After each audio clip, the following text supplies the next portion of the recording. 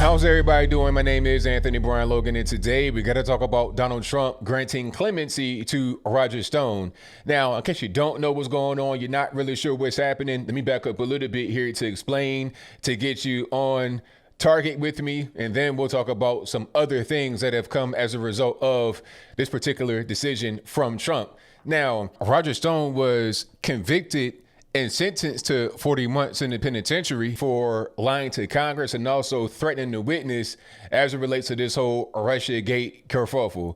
And we all know about that. They spent how many years? 3 years, 3.5 years, $40 million trying to find something on Trump to get him in trouble, to get him locked up, kicked out of office. They tried and found nothing. And then when that didn't work, they went to Ukraine. And when that didn't work, they went to, oh, he's not competent. He's not handling the virus right. He's not handling the economy right. All this, that, and the third. Everything that they, meaning the far left and the left in general, Democrats in office have done to try and get Trump out of office has not worked at all. Unfortunately, as a result of all the monies that have been spent, Bob Mueller, all these people, you have innocent people getting kind of caught up in the crossfire. Papadopoulos went to jail, not even jail, he went to the penitentiary for like a week. It's like, why go to the penitentiary for a week, okay? If you're gonna go do some kind of time, be behind bars, you won't be sent to a penitentiary for, a small amount of time like that. It would be a jail, okay? And then you have Michael Flynn.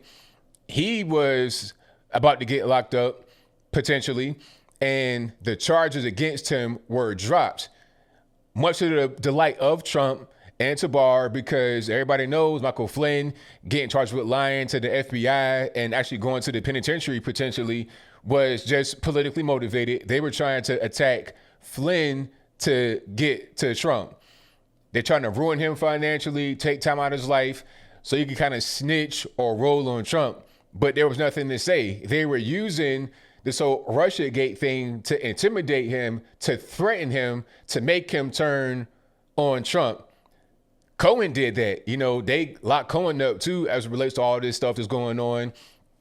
Same kind of charges too, like lying to the FBI, little ticky-tack stuff. He tried to snitch on Trump and it didn't really work. But anyway, Roger Stone is another victim in this whole Russiagate thing. He was charged with lying to Congress and then threatening the witness. He was actually convicted and sentenced to 40 months in the penitentiary. Trump came in and said, okay, we're going to go ahead and grant him clemency.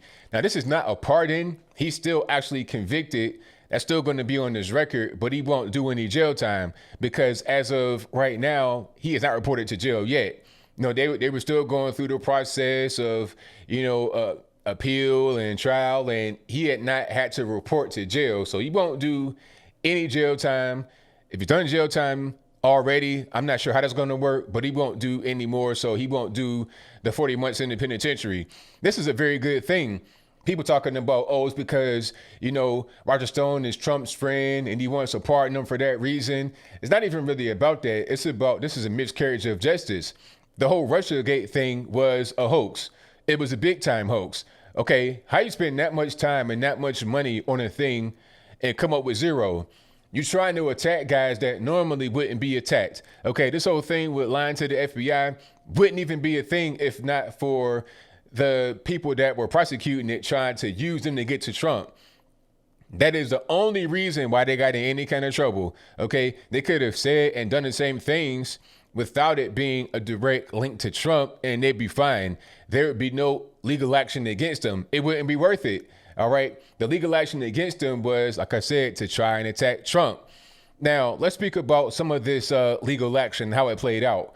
Roger Stone, like I said, very political. Do you remember when they arrested Roger Stone? I did a video about that. It may have been early last year, like January of last year, 2019. The federals came and swarmed this man's house in Florida. I'm talking about they had FBI come to the front, they had like a battering ram. They had some agents on a boat float to the back of his house because his house is like on a pond, I suppose, or on some kind of lake or a river. They had a boat and they pulled up behind them, night vision goggles, like They were trying to find Bin Laden. They were trying to find Uday and Qusay. I don't know who they were trying to find in that house in Florida. Elian Gonzalez. I don't know who they were trying to find, but Roger Stone, 70 years old, never been in the penitentiary before, never had any kind of legal trouble like that. I mean, that was just totally overkill. And then CNN just happened to be there on the scene.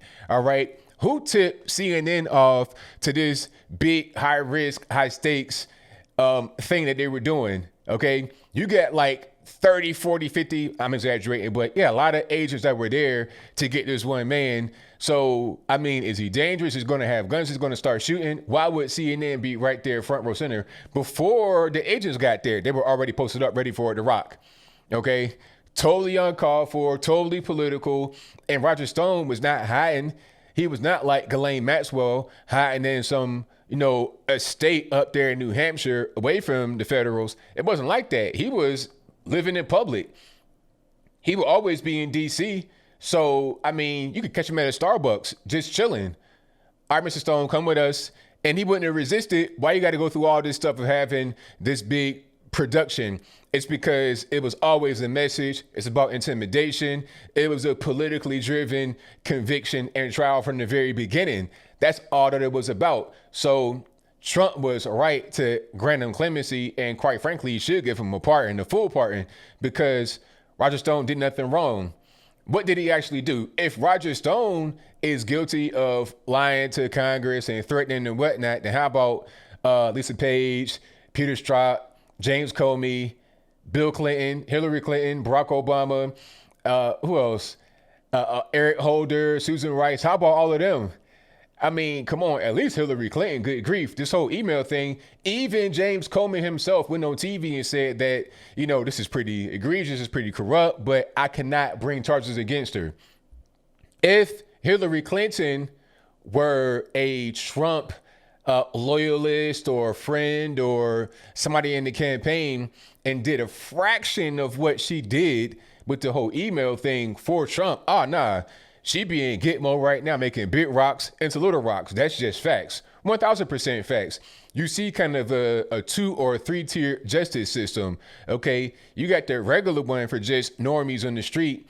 Then you have one for, mid-level politicos. And then you have one for those that are like considered high-level politicos. And those are pretty much your far leftists, your leftists in general, your establishment leftists, your Hillary Clinton, Barack Obama. They can do whatever they want. When it comes to Trump and, friends of his, they're kind of like on a low level. And it's even worse than being a regular normie because they're trying to attack you. They're using the court to attack you politically. That shouldn't be how it goes. If a person does something that's wrong, then you get them on something that's wrong. But don't have it be selective. Don't try to go after Roger Stone for, quote unquote, lying to Congress, but you just leave Hillary Clinton alone. You leave Barack Obama alone. You leave Eric Holder, Lisa Page, Peter Strzok, you leave all of them alone. Okay, let's just be fair. Let's be balanced across the board. Don't have it be political. Like I said throughout this video, this whole thing with Russia is political. All of it was to try and get Trump in some kind of hot water. That is it, and that is all. If not for the objective of trying to get Trump in trouble, nobody that I mentioned, Roger Stone, Papadopoulos, Flynn, or anybody else, even Michael Cohen, none of them would be in trouble at all. I guarantee you. They'd be at the house still, sipping Starbucks, chilling, not having any kind of problems at all. They wouldn't be under financial duress. They'd be fine. All right? And that is why I appreciate Trump for granting Roger Stone clemency and having the DOJ drop the case against Michael Flynn. Now, if we can get those that actually have done some things that are wrong brought up on charges, then I'd be happy. Rather than having everything be so, politically driven and partisan, let's have things just be fair across the board.